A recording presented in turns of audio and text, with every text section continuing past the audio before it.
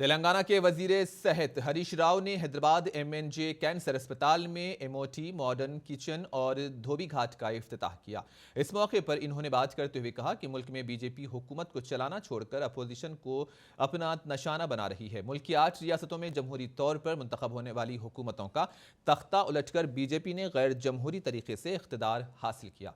महाराष्ट्र, दिल्ली और झारखंड में बीजेपी ने क्या काम किया है, इसको मुल्क की आवाम ने देखा है। हरीश राव ने कहा कि बीजेपी अपोजिशन को खत्म करने का काम कर रही है। इन्होंने कहा कि जो भी बीजेपी पर तनकीद करता है, इसको बीजेपी अपना निशाना बना रही है। सीबीआई और ईडी के जरिए छापे डाले जा रहे हैं। हरीश राव ने कहा कि दिल्ली के हालिया वाकयात को देखकर यह शुबा होता है कि खुफिया एजेंसियां बीजेपी पार्टी की पॉकेट एजेंसियां बन गई हैं। हाल ही में बीजेपी के रुकने पार्लियामेंट ने यह बयान दिया कि सीबीआई नोटिस देगी। इससे यह वाज़ेह होता है कि सीबीआई के जरिए कौन छापा मारने लगा रहा है।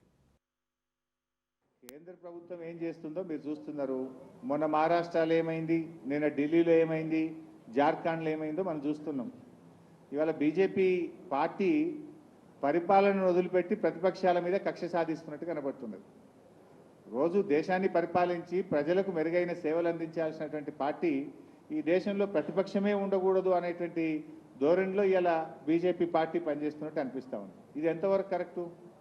ఇప్పుడు ఈ దేశంలో ఇప్పటికీ 8 రాష్ట్రాల్లో ప్రజాస్వామ్యబద్ధంగా ఎన్నుకున్నటువంటి ప్రభుత్వాలను పడగొట్టి దొడ్డిదారిని ఇలా బీజేపీ అధికారాన్ని చేజిక్కించుకున్నది।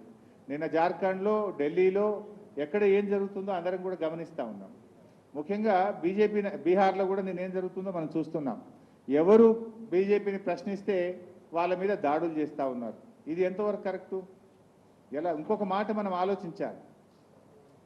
ఇప్పుడు బీజేపీ పార్టీ ప్రతిపక్షాలను టార్గెట్ చేస్తుంది తప్ప పరిపాలన మర్చిపోయింది।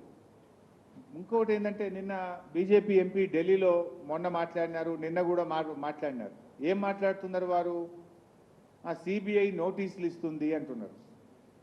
మరి మీరు ఏజెన్సీయా, ప్రభుత్వమా? ఒక పార్టీ నాయకుడు ఏ రకంగా స్టేట్మెంట్ ఇస్తాడు అంటే దీన్ని ఎప్పుడు సాధ్యమవుతుందంటే, అయితే సిబిఐ వాళ్ళు మీకు సమాచారం ఇస్తే మీరిద్దరూ కూడబలుకొని చేస్తున్న కార్యక్రమం అన్నా కావాలి। సిబిఐ సమాచారం మేరకు ఎంపీ గారన్నా మాట్లాడాలి। లేదు బీజేపీ పార్టీ సిబిఐకి డైరెక్షన్ ఇచ్చిందే, మీరే డైరెక్షన్ ఇచ్చింది కనుక మీకు తెలిసి ఉండాలి। అయితే మీరు డైరెక్షన్ ఇచ్చి ఉండాలి, లేదా సిబిఐ మీకు చెప్పి ఉండాలి। దీన్ని బట్టి ఏమర్థమవుతుందంటే మీరిద్దరూ కలిసి కుట్రపూరితంగా దేశంలో ప్రతిపక్షాలను ఇబ్బంది పెడుతున్నారు।